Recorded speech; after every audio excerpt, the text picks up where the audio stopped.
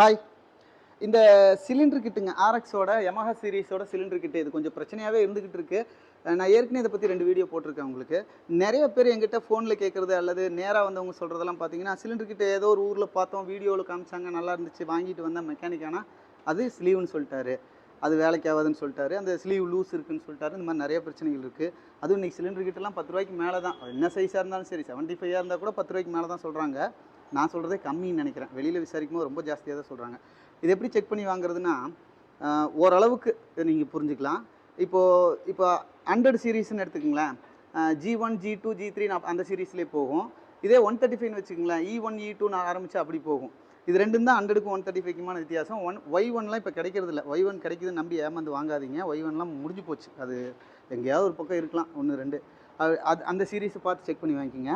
இந்த சிலிண்டரை செக் பண்ணும்போது இந்த ஸ்லீவ் வந்து உங்களுக்கு வித்தியாசமாக நல்லாவே தெரியும். இது வந்து ஸ்லீவ் போட்டது, இது வந்து ஒரிஜினல் அன்ஸ்லீவ்டு கிடையாது, இது ஸ்லீவ் கிட்டு. இந்த ஸ்லீவ்லேயே வேரியேஷன் தெரியும். இந்த அலுமினியமும் இந்த ஸ்லீவும் ஒட்டி இருக்கிறது மோல்டிங் மாதிரி இல்லாமல் தனியாக அந்த ஸ்லீவ் பீஸ் மட்டும் இறக்குனது உங்களுக்கு தெரியும். அதே போல் ஸ்லீவ் ஆடுறது இந்த எட்ஜில் இப்படி அமுத்தி பார்த்தீங்கன்னா ஒரிஜினல் கிட்டுக்கும் கிட்டோட அலுமினியத்துக்கும் இந்த போட்ட ஸ்லீவும் தனியாக ஆடும். இந்த ஸ்லீவ் லூஸ் இருந்துச்சுனாலும் வாங்காதீங்க, அது ஒரு நாக்கிங் நாய்ஸ் வந்துகிட்டே இருக்கும். அதே போல் உள்ள இன்லெட் போர்ட்டிங்க, இன்லெட்டாக இருக்கட்டும் அவுட்டாக இருக்கட்டும், போர்ட்டிங்க்கு இந்த ஒரிஜினல் அலுமினியத்தை தாண்டி அந்த போர்ட்டிங் பண்ணுற இந்த மெட்டல் இருக்குது பாருங்கள், இந்த மெட்டல் ஒரு மாதிரி அன்னியவனாக இருக்கும். அதை பார்க்கும்போதே உங்களுக்கு தெரிஞ்சுக்கும். மேலே எட்டுக்கிட்ட இந்த இடத்துல பார்த்தாலும் உங்களுக்கு ஒரு ஸ்லீவ் ஒரு ஒரிஜினல் கிட்ட பார்த்துட்டிங்கன்னா, ஒரு ஒரிஜினல் கிட்ட நல்லா ஸ்கேன் பண்ணிட்டீங்கன்னா அதுக்கப்புறம் உங்களுக்கு ஸ்லீவ் கிட்ட நல்லாவே தெரிய ஆரம்பிச்சிடும். இதை கொஞ்சம் செக் பண்ணி வாங்க. ரெண்டாவது, வீடியோவில் பார்த்து ஃபோட்டோவில் காமிச்சாங்கன்னு தயவு செய்து வாங்காதீங்க. அது வாங்கினவங்க எல்லாம் பிரச்சனைன்னு தான் சொல்கிறாங்க. அதனால் வாங்காதீங்க. முடிஞ்ச அளவுக்கு உங்கள் மெக்கானிக் நாலேஜோட அவர்கிட்ட கேட்டு இந்த கிட்டு வாங்கலாமா வேண்டாமான்னு, அல்லது மெக்கானிக்கிட்டையோ லேத்துலையோ நீங்கள் கேட்டுட்டு வாங்கும்போது உங்கள் பணம் வேஸ்ட் ஆகாமல் தடுக்கலாம்.